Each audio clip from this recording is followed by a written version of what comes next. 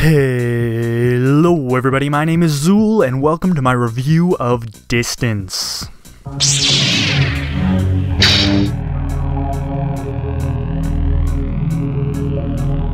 Distance is a survival racing game that's available for Windows, Mac, Linux, and the PS4. It is currently in beta. You can see the beta information at the top right of the screen now, and I am obviously playing the Steam version.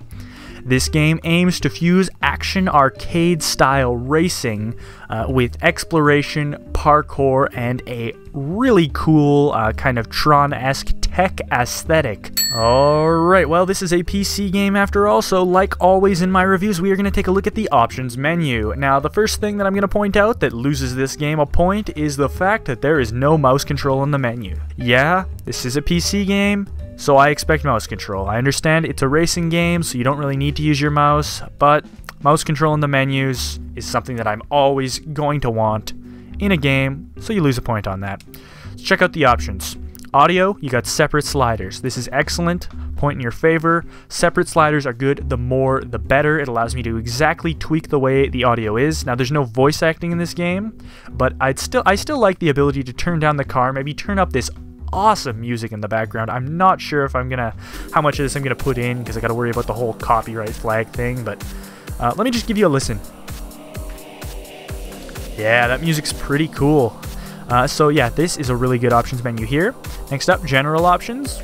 Weirdly enough, it's only allow auto downloading of Steam Workshop levels, so that's a thing. Controls. This control menu here is another win in my book.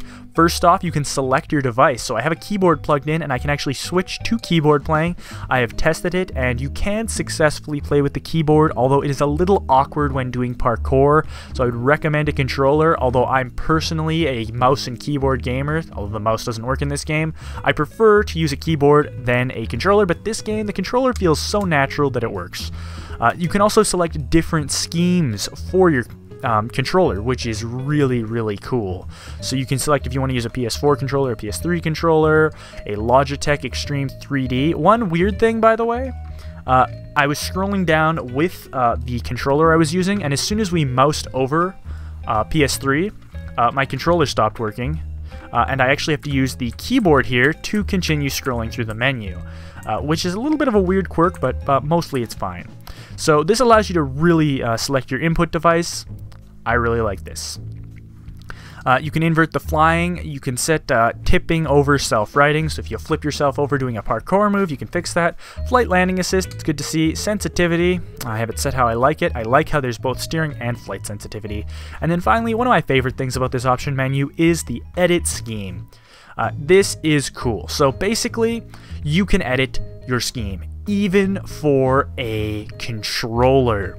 Most games, for some reason, lock away editing the buttons on your, your Xbox controller, whatever, and this is a huge shame. Being able to edit your controller is huge, especially for gamers who are disabled, who are not able to use a controller in the exact same way. This is a huge plus. Good on you, people who made Distance, Refract Studios, sorry about that. This is huge. This is a point in your favor. I love how this is set up, so you can totally set up the controller how you want. And for the most part, it appears we can set things to kind of whatever way we want. Next up is graphics. So full screen, you don't have borderless window as a multi-monitor user. Disappointing, but kind of understandable, I guess, since there's no mouse control anyway, but still, I'd like to see the option. Resolution, we seem to have some pretty normal standard resolutions. I do not have a 16:10 monitor to test with, so I'm not sure if that works. I'm sorry. I just don't have the way anyway to test if that's a thing. This game does go up to 4K though, which is nice. VSync on, off, or doubled, not quite sure what that is. We're just going to leave it as enabled. Not that it really matters because my recording VSyncs everything anyways. You can adjust the brightness. You can change the outlines of the car, so these are kind of like stylistic effects in the background. You can even put on a film noir look or throw on some letterboxing. I noticed there's 21:9 letterboxing. I'm not sure if this means that this game supports 21:9 monitors. Again, I have no way of testing, but if it did, that would be a plus. I'm sorry that I can't confirm it. If I can find anything in some research during the editing or whatever, I will throw it on screen now. Oh, that's really cool. Also, we have a ton of advanced options over here. You can turn off motion blur. If you couldn't turn off motion blur, this game would lose instantly for the graphics settings, because motion blur is terrible. Anti-aliasing, you got FXAA, SSAA, and NFAA. I'm not the biggest understander of how this works, although I think FXAA is fast approximation and some people don't like it and prefer to have it off. I personally can't tell the difference. Now, one really cool thing that you may notice is that the description of these settings tells you what degrades graphics performance. This is another plus to this game. Anytime a game kind of gives you a good idea of what's going to affect things, for example, this one has a warning here. This is really useful to people who don't really understand why their game's lagging. Alright, so for the most part there's no real story to this game, so let's just talk about the gameplay. There's an adventure mode, which is kind of like a tutorial. It teaches you all the controls and it introduces them slowly. We're not going to play that though. There is a level editor, we might take a look at that at the end. There's Steam Workshop support, which just adds new levels, and there's the arcade. So we're going to play solo, although this does offer split screen and online. This is a really big one because split screen is something that a lot of people like, especially for racing games. But we're going to go ahead and look at solo. So there is 4 different modes. There is Sprint, which is basically just get to the end as fast as you can. Speed and Style is basically doing tricks while getting there as fast as you can. Challenge mode doesn't let you restart, doesn't have checkpoints, and it's basically just you trying to get to the end. And then finally Stunt, which is all about those points. We're going to play a Speed and Style. Now, I'm going to go on a pretty advanced level. There's going to be a lot of dying. I have practiced this a little bit, but this is just to show you a lot of the mechanics off. So we're going to play through a race, and I'm basically just going to talk. Alright, so the first thing you probably notice is the aesthetic of this game is crazy. Now let's talk about some of the mechanics. There's a boost, which you can see here. You are refreshed by going through those green rings, which also act as checkpoints. Your car can also jump, fly, and as you'll notice here, it can survive damage. So this is what's left of my car after being chopped in half by that spike, which is really not ideal.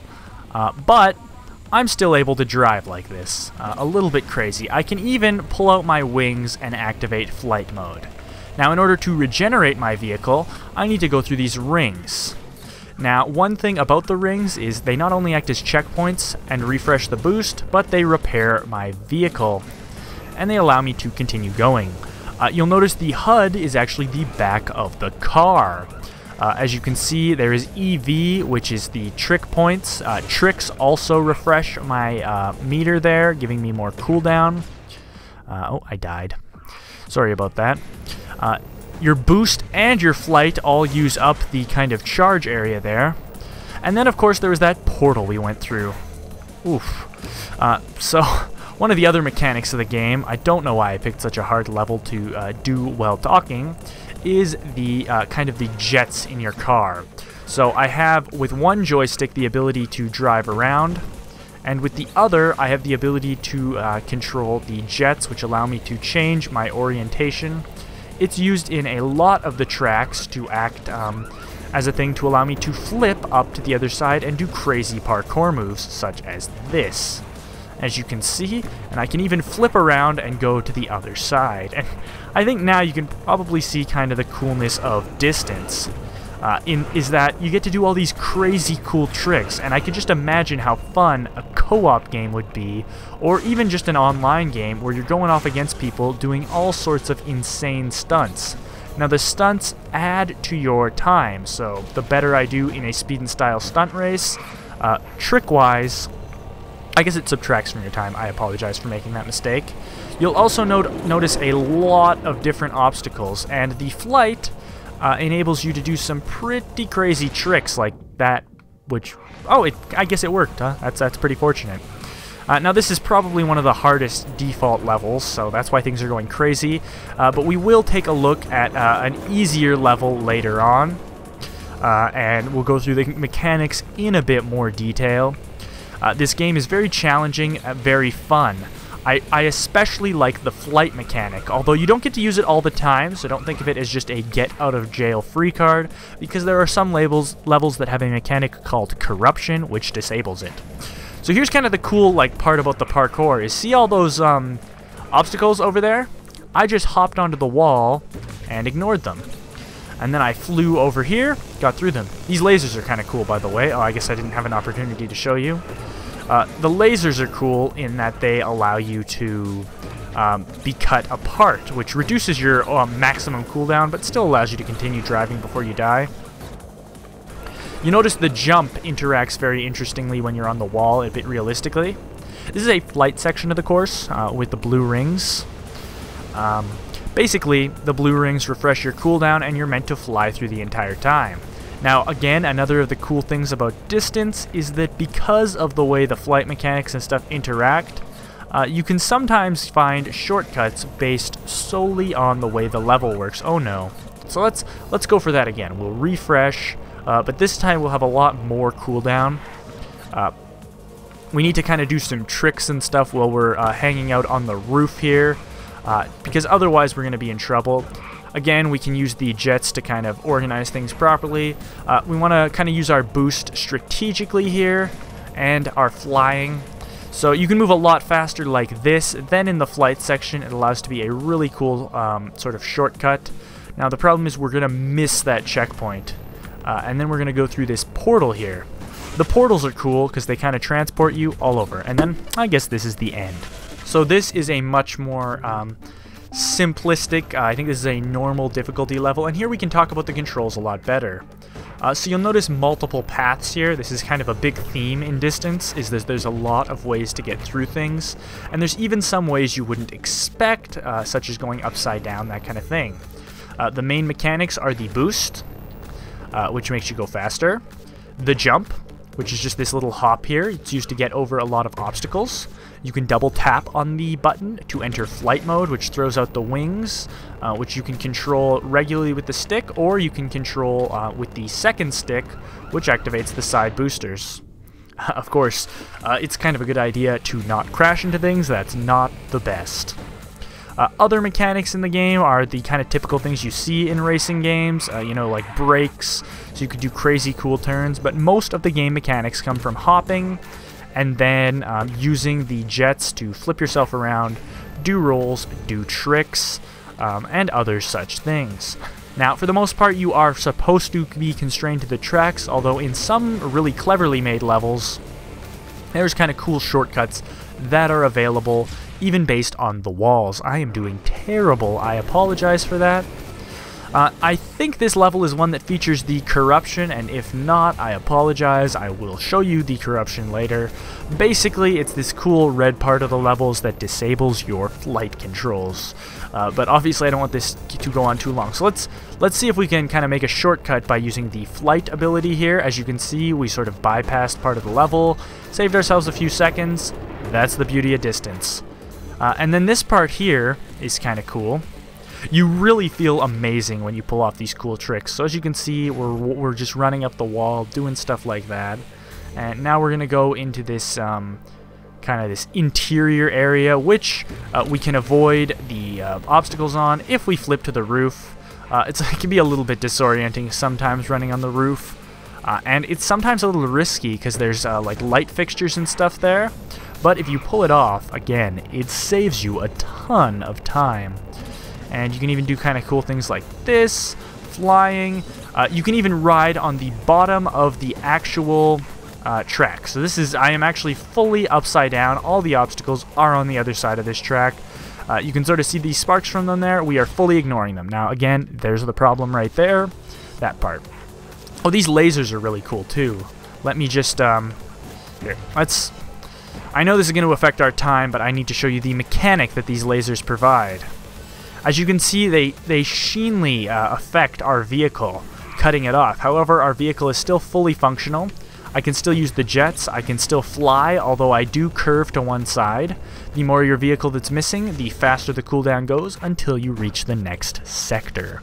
Now, this is the end of the level. I'll find a level with corruption. We'll show you that, and then we'll wrap everything up with my score.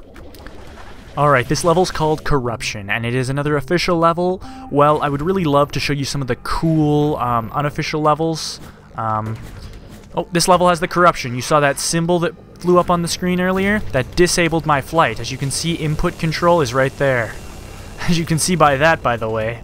That's why the lasers can be very interesting. So this level's going to be a lot harder because I'm going to need to rely on my jumping skills.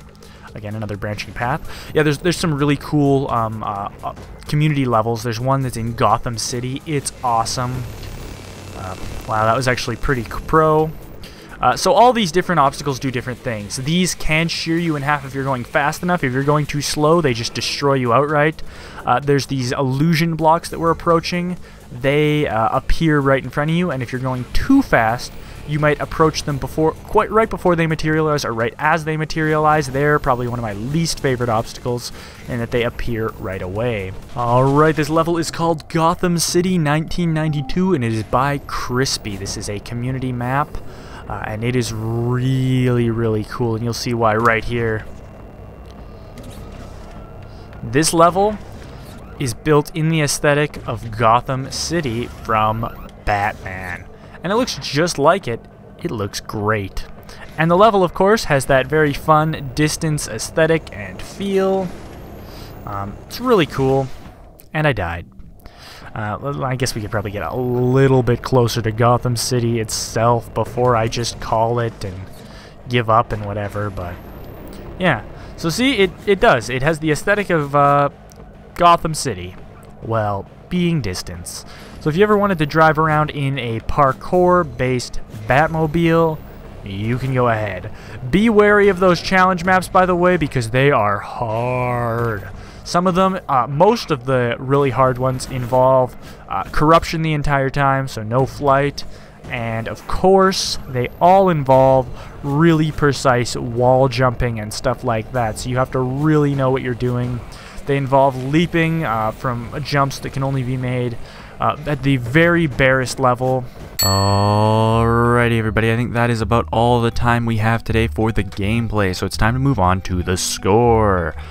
So this game gets my score of buy it. That's right, I think that this game is well worth your money. It's only $20 on Steam currently in early access, and if you thought this game looked good, then I see no reason why you shouldn't buy it.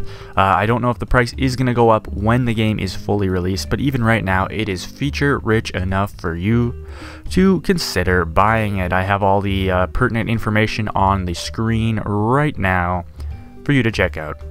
Thank you very much for watching this video. I hope you enjoyed it. I hope it was helpful. Please leave your feedback in the comments down below. Let me know how this went. I've been looking to do reviews lately. I've changed up the formula since the first review. I'm hoping we can get more of these out, at least one a month. And in order to do that, I'm going to need to know what you guys think of these videos. If you'd like to check out some of my other stuff, I do other things on my channel. I have, besides these reviews, I do mod reviews, mod spotlights, I do tech videos, and I do a series where I kind of review software, suggest software, that kind of thing. I might throw links in the description or on the screen, I'm not really sure. But as always, I'm terrible at outros, and I have been Xuul, and I hope that you have an excellent day. Oh yeah, I did promise you a quick look at the level editor, so here it is. You'll be happy to know it has mouse control. It works really well. You should try it out. You can make your maps on Steam. I did show you one of the custom maps. It looks pretty cool. So again, that's pretty much it. I'm not going to go through the details of it. I'm just going to let you know that it exists and it functions well with a mouse, and you can create some really cool maps. Anyway, sorry about that. I've been Xuul. Have an excellent day. Goodbye.